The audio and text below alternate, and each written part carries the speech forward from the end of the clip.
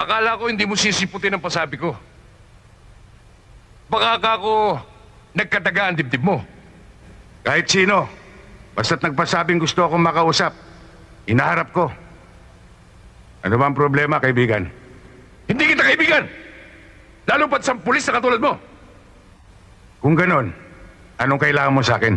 Gusto ko malaman kung bakit ka binansag ang SL-45. Gusto ko magkasubukan tayo ngayon.